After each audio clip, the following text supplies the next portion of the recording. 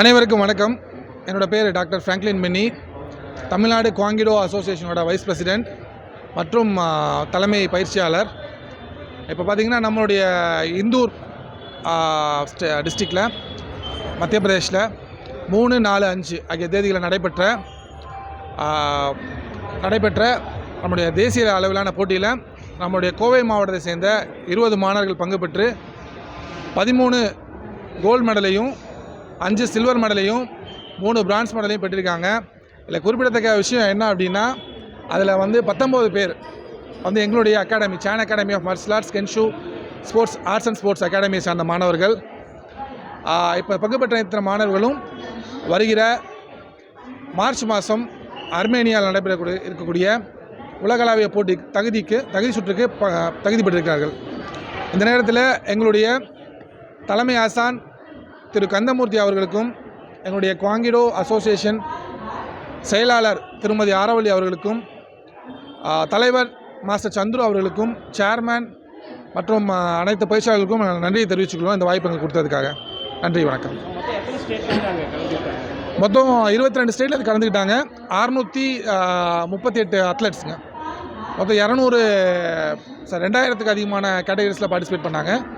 நம்ம மாணவர்கள் 48 கேட்டகரியில் பார்ட்டிசிபேட் பண்ணி 41 மெடல் வாங்கியிருக்காங்க கோவை மாவட்டத்தில். அதாவது பார்த்திங்கன்னா ஃபைட்டிங்கில் 2 category, semi contact, full contact. அப்புறம் குவானில், அதாவது கட்டான்னு சொல்லுவாங்க இல்லைங்களா, அந்த மாதிரி செஞ்சு காட்டுற அந்த மெத்தடில் பார்த்திங்கன்னா இண்டிவிஜுவல் குவான், டூயல் குவான் 2 பேர் சேர்ந்து பண்ணுறது. அது வெப்பன் இல்லாமையும் வெப்பன்லையும் மொத்தம் 6 கேட்டகரிங்க. 6 கேட்டகரியில் பார்ட்டிசிபேட் பண்ணியிருக்காங்க.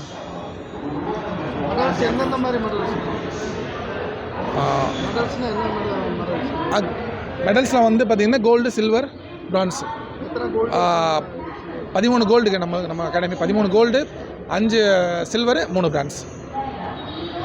ஒட்டுமொத்த கோவை மாவட்டம் 30 கோல்டு, 10 சில்வர், 11 பிரான்ஸ் வாங்கியிருக்காங்க.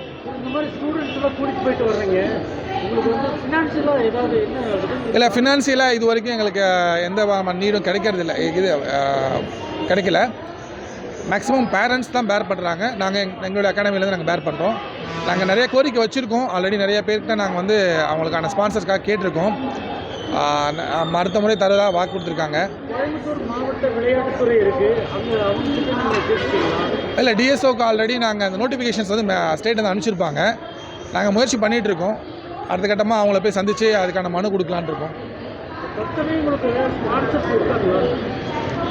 என்னங்கண்ணா, ஸ்பான்சர்ஸ் இப்போ வரைக்கும் ஆரம்பிங்க. நாங்கள் முயற்சி பண்ணியிருக்கோம். நம்முடைய மாவட்டத்தின் பொறுப்பு அமைச்சர் அவர் செந்தில் பாலாஜி அண்ணன்ட்டு ஆல்ரெடி எல்லாமே கொடுத்துருக்கோம். அவங்க பண்ணுறத சொல்லியிருக்காங்க. பண்ணுவாங்க, நம்பிக்கை இருக்குது. நான் முடிச்சுட்டு வர சொல்லியிருக்காங்க. போய் பார்க்க போகிறோம் அவங்கள.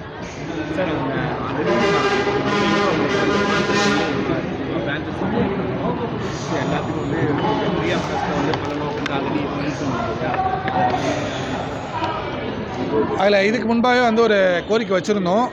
மாண்புமிகு அமைச்சர் அவர்களுக்கும் துணை முதலமைச்சருக்கும் நாங்கள் போன இதில் வச்சுருந்தோம், பிரான்ச் ஓப்பனிங். அப்போது அதாவது நாங்கள் இந்த கலை பெருசாக நாங்கள் இது ஒரு பிஸ்னஸாக நாங்கள் பார்க்குறதில்ல.